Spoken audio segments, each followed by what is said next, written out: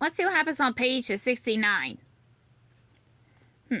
There's gotta be a way to open this door, Velma mutters. I wish Daphne was here for purrs, as she always pulls something out of the bag. Do you have a hairpin? We could use it to pick the locks, Smolder suggests. No, sorry, Velma replies. She pulls a makeup mirror out of her pocket, but this might shed some light on the subject. How is that going to... Oh. Smolder stops talking as Velma uses the mirror to reflect a ray of light onto the door. The metal surface in the center wavers like water. It's a hologram, Velma proclaims. The locks around the edges are real, but the middle is an illusion.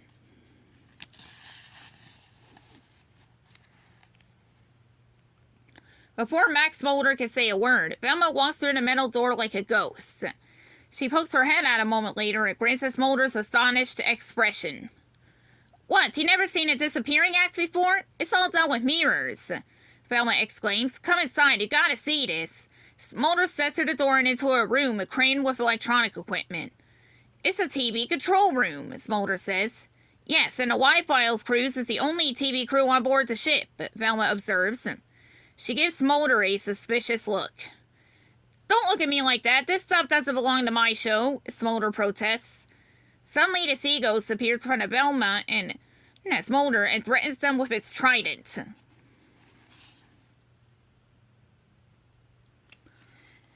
Smolder jumps away from the sharp points. Then he sees that Velma has not moved. She still stands in front of the spirit.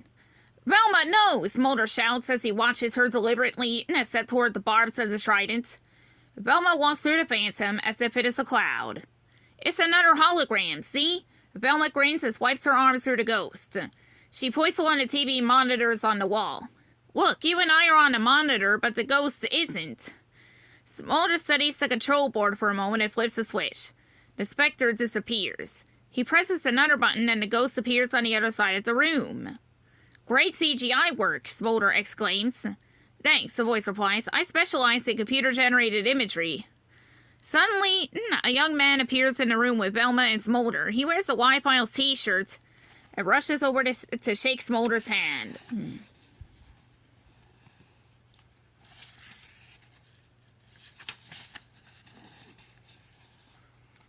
Where'd you come from? Smolder asks, surprised. He was hiding behind a hologram, just like the door, Velma answers. I saw him on one of the monitors. The ghost is an example of my CGI skills. I only wanted to impress you, Mr. Smolder. I'm such a fan, the man says in a rush. Can I have a job on your show? So this is all just a job audition? Velma realizes. Haven't you ever heard of a regular resume? A program as sophisticated as Y-Files demands the highest technical standards, Smolder declares. This young man has skills we can use. Thanks, Mr. Smolder. I'm sorry about sliming you, sir, the youngster says. Why don't you show me your control board? I'm curious how you stabilize the 3D holographic matrix, Smolder says as he and his superhead bond over, SFX and high-def tech. Geeks. Velma shakes her head and shrugs. She leaves the secret control room to find her friends. I guess in this case, CGI means computerized ghost imposter. Now let's see what happens on page 54. Velma struggles to escape the slimy hand that holds her in a death grip. Her glasses are gone, as she can't see anything. Velma is an intelligent person, but her imagination goes wild and fills with thoughts about what has a hold on her. She is dragged through a slippery substance. Velma tries to dig in her heels to stop, but her flat shoes simply slide. Why didn't I choose a costume with more traction? This would not be happening, Velma laments. Like, you make a great mad scientist, a familiar voice says. Velma's glasses are placed into her palms. As soon as she puts them on, she can see Shaggy and Scooby-Doo. I'm so glad to see you guys, Velma declares. Where are we? Under the buffet table where it's safe, Shaggy says. And rummy, Scooby says and licks his lips clean. He sits in the middle of a mound of food. Now that Velma has her glasses, she sees that Shaggy is covered with pudding and frosting that she thought was ghost slime. That will teach me to draw conclusions before I see all the evidence, Velma states firmly. Don't feel bad. Here, have an eclair, Shaggy says and hands Velma a dainty delight. There's a ghost on a cruise ship. We have to investigate. Ooh, is that mint chocolate chip? Velma says. Maybe the investigation could wait for a minute. Velma takes a bite of the puff pastry a size of happiness. She eats the whole thing and licks her fingers clean. Shaggy offers her another delicious dessert. Don't mind if I do, Velma says as she takes the sweet treat. Here, Shaggy, try a bonbon. Why, this is almost as good as a Scooby snack, Shaggy says. I like Reese better, Scooby proclaims with a mouthful of the confections. The three friends happily hand each other cupcakes and candies, donuts and peach pies, sundaes, and celery sticks. Celery sticks, Shaggy says suddenly. He looks at the hand holding the leafy green vegetables, and his eyes go as large as tortillas. The hand is dripping with rotting seaweed. Ah! It's the ghost! Bella, Shaggy, and Scooby jump up in alarm when they realize that the sea ghost is under the table with them. They accidentally knock over the buffet and its contents go soaring into the air. Run! Shaggy shouts. The tablecloth lands on the three friends as they flee. They look like a three-headed ghost as they run blindly around the ballroom.